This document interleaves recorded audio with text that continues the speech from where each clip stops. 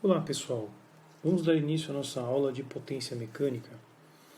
O termo potência mecânica, ele se refere a uma razão entre uma variação de uma energia em uma variação de tempo.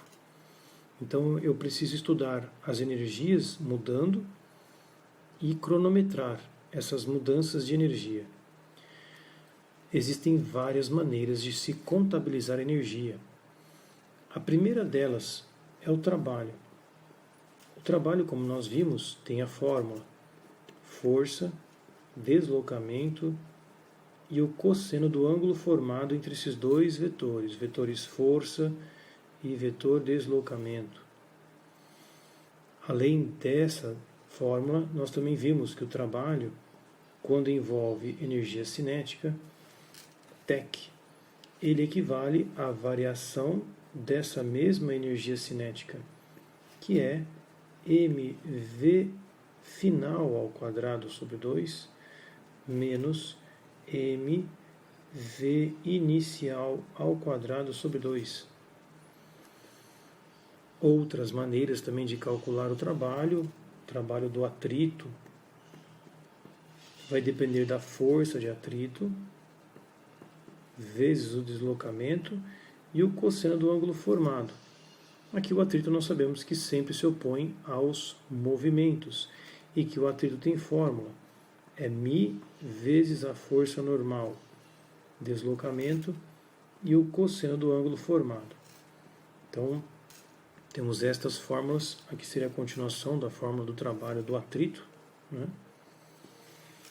E também existe um caso bem curioso e particular, o trabalho do peso. Vamos supor que eu tenha um corpo e ele vai ser elevado até uma altura h. Dessa forma, subindo na vertical.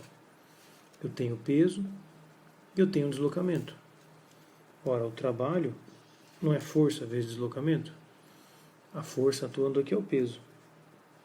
O deslocamento é a altura. E as duas coisas, tanto o deslocamento, que é para cima, quanto o peso, que é para baixo, eles não formam ângulo nenhum. Seria igual ao cosseno de zero, ou de 180 graus, que vai dar mais 1 ou menos 1. O fato é que o cosseno aqui nós não vamos utilizá-lo, uma vez que ele terá como resposta 1. Ora, o trabalho do peso, portanto, ele será mg, que é a fórmula do peso, vezes h. Muito importante essa definição para facilitar alguns exercícios. Da mesma forma, nós podemos dizer que um corpo, se ele parte do repouso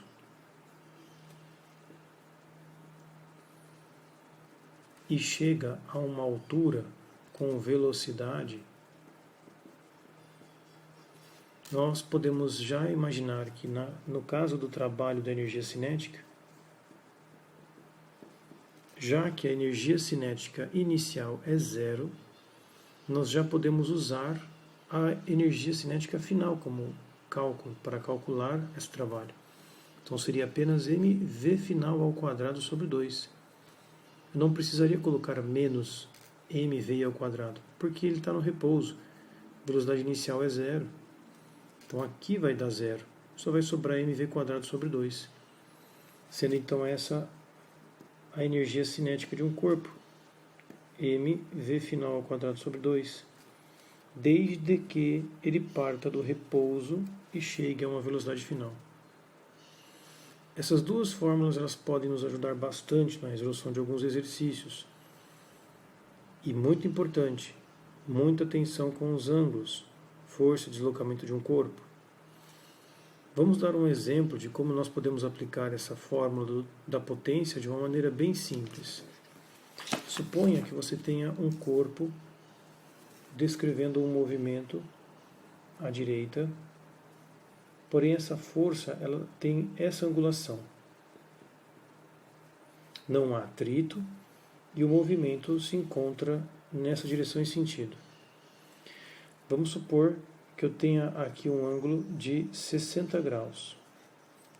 E eu vou fornecer para você o cosseno de 60 vale meio. Uma vez com esses dados, supondo uma massa m, nós podemos descrever o trabalho realizado por essa força.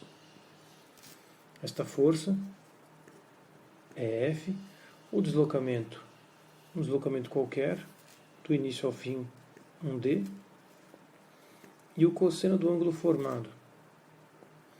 O ângulo é 60 graus. O trabalho da força, então, será igual a esta força, vezes um deslocamento, e o cosseno de 60 graus. Essa fórmula agora pode ser colocada na fórmula do P da potência, que é a razão dessa variação de energia. No caso, a variação de energia foi o trabalho dessa força, dividido por um tempo, que no caso o texto vai fornecer. Pode ser algum tempo qualquer, de 10 segundos ou 1 segundo. O importante é, nós podemos calcular a potência a partir dessa definição: força, deslocamento e o cosseno do ângulo formado, dividido por um tempo. Aqui entra um ponto importante. Se você já tem os dados, você já pode descrevê-la matematicamente com os números. Porém, existem conceitos como potência instantânea e potência média. Veja que aqui você tem d sobre ΔT. Distância sobre tempo. Distância sobre tempo é um conceito que nos lembra velocidade. A velocidade é essa razão entre distância e tempo. Portanto, nós podemos trocar essa fórmula de potência por potência útil, que é igual a força vezes velocidade. Veja que aqui eu não vou levar em conta o ângulo, né? Nós podemos aqui já colocar o valor matemático ou desconsiderar se for um ângulo de 0 graus, mas o que mais me interessa aqui nesse caso é descrever que existe uma velocidade referindo-se a essa razão entre distância e tempo, ΔS sobre ΔT. A força, por sua vez, ela pode ser calculada por massa vezes aceleração. E assim, caindo nas equações do move, nós podemos descrever esses movimentos. Eu posso achar a aceleração, tendo a massa, eu posso concluir a conta. Esse é um ponto importante. Agora, existe uma outra potência, uma potência chamada potência média, em que uma força será multiplicada por essa velocidade média. Velocidade média é essa que nós sabemos, por definição, ΔS sobre ΔT, ΔS total. Portanto, a potência média também pode ser descrita como sendo massa vezes a aceleração da força vezes uma velocidade média. Então, muito cuidado quando a pergunta se refere à velocidade média ou velocidade útil ou instantânea, que é o caso de velocidades descritas pelo MOVE.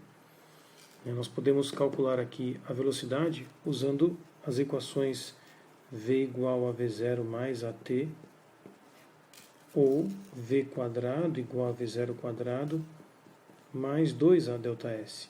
São as equações do MOVE.